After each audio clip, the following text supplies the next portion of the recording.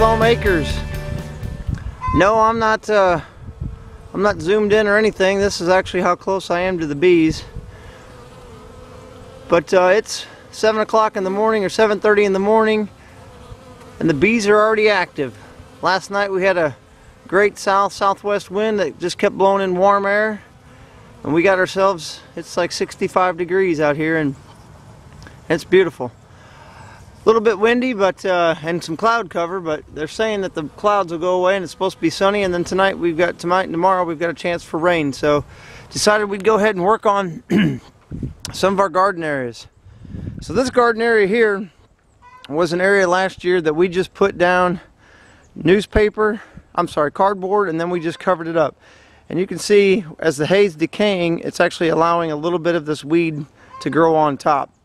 So in this area we're going to go ahead and we'll cardboard this area again, and then we'll most likely in this area, I don't think I'm going to have enough hay or pine straw. I'm going to probably end up putting down sawdust to cover up this area.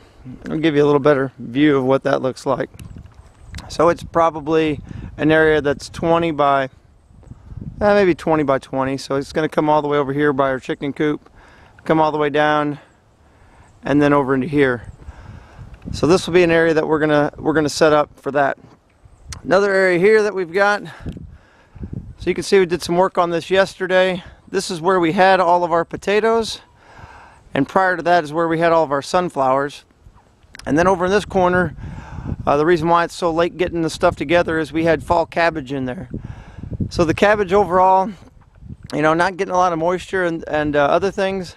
I was happy with the harvest we did get. We only got about 12 nice heads that we could keep, and then the remainder, probably 50 to 60 heads, which really weren't heads, they were just nice big leaves. I gave those all to the sheep and the cows, and boy, they loved that. And then where the potatoes were, I just came in, we raked all that extra hay off that was covering it. We'll get there in a minute. It's all sitting back here, it's all laid out, because that's an area where we're going to put some additional hay on.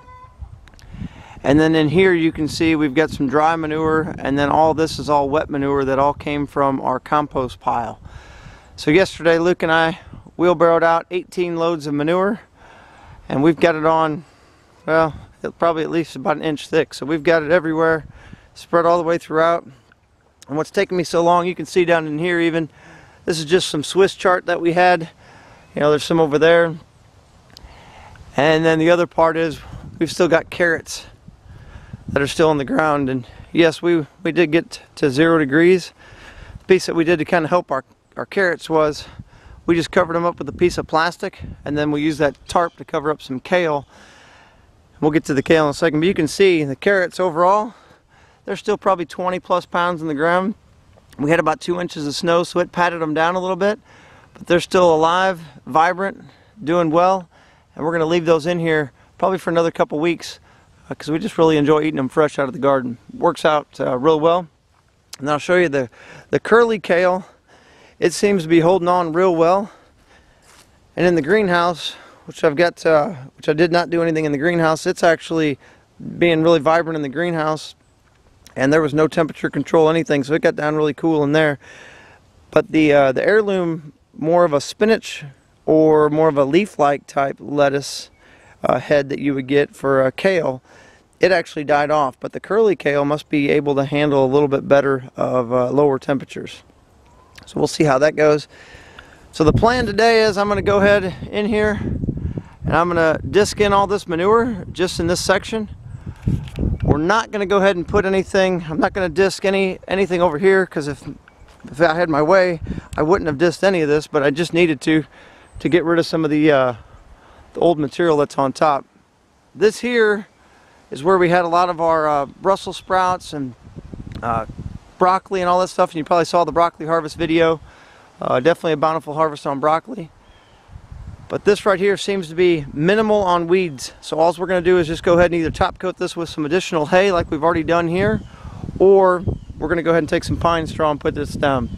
And the piece that I've got today, which is some pine trees here on between me and my neighbor, there's quite a few of them. We're actually going to be raking up that pine straw today and doing that. So my neighbors graciously allowed me to take all the pine needles. So I've got some on our side, and then we've got quite a few over here that we're going to go ahead and rake up and just throw over the fence and go from there. So that'll be a good blessing for our family, and hopefully it'll be great for our garden. So we'll see how far we get today. Yesterday Luke and I were pretty tired just after doing this, but hoping the tractor can help us out a little bit today. I'll walk you over to one thing that we've done there. So I've got this little 4-foot disc.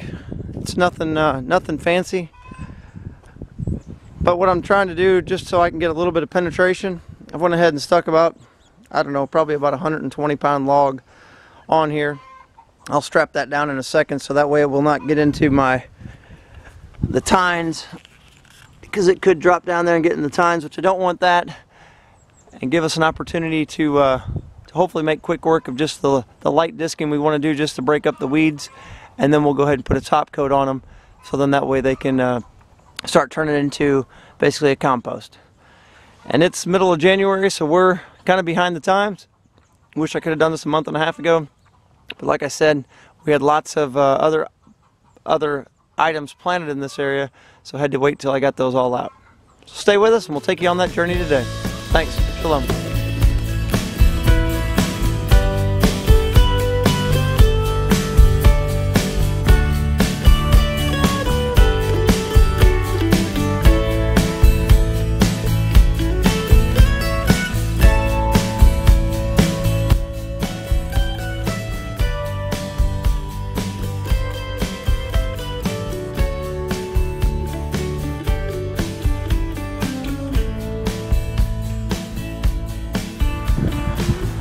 Okay, if you look out over the whole little area that we dished up, this is probably some of the best ground we actually have on the homestead. It's amazing.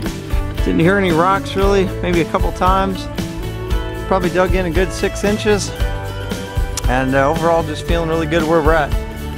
Now I'm going to go ahead and start picking up the pine straw, starting to cover it all up. Thanks.